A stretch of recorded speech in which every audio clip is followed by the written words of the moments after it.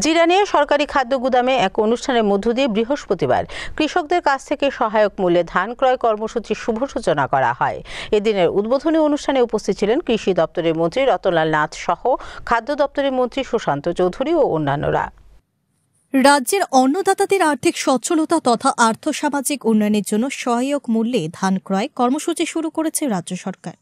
রাজ্যের খাদ্য ও জনসংভরণ দপ্তর তথা কৃষি ও কৃষক কল্যাণ দপ্তরের যৌথ উদ্যোগে বৃহস্পতিবার জিরানিয়া খাদ্য গুদামে ধান ক্রয় কর্মসূচির উদ্বোধনী অনুষ্ঠানে উপস্থিত ছিলেন রাজ্যের কৃষিমন্ত্রী রতনলাল নাথ এবং খাদ্য দপ্তরের মন্ত্রী সুশান্ত চৌধুরী সহ অন্যান্যরা। সূচনা লগ্ন থেকে এখনও পর্যন্ত রাজ্যে মোট 2,11,166 মেট্রিক টন ধান ক্রয় করা হয়েছে, যার আর্থিক মূল্য 412,11,40,724 টাকা, যা কৃষকদের ব্যাংক অ্যাকাউন্টে সরাসরি প্রেরণ করা হয়েছে এবং মোট 1,07,770 জন অন্নদাতা এই পরিকল্পনার আওতাভুক্ত হয়েছেন। সরকারের এই ইতিবাচক ও কৃষিমুখী পরিকল্পনার বাস্তবায়নে কৃষক মুকুল অঙ্গীকারবদ্ধ এবং রাজ্য সরকারের কাছে অত্যন্ত কৃতজ্ঞ। বিগত কয়েক বছরে এই জিরানিয়া মহকুমায় মোট 7,413 মেট্রিক টন ধান ক্রয় করা হয়েছে, যেখানে 4,179 জন কৃষক সরাসরি যুক্ত ছিলেন এবং প্রায় 14,48,99,450 টাকা সরকারি ব্যাংক অ্যাকাউন্টে প্রেরণ করা হয়েছে, যা রাজ্য কৃষিতে এক দিগন্তকারী ঘটনা।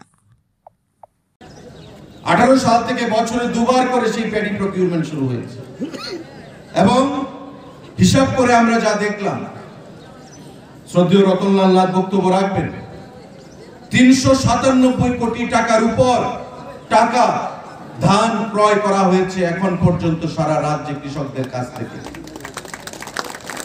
1,07,000-এর উপর কৃষক সেখানে বেনিফিট গ্রহণ করেছে সারা রাজ্যে। আমাদের এই 397 কোটি টাকা কৃষকদের পকেটে গেছে।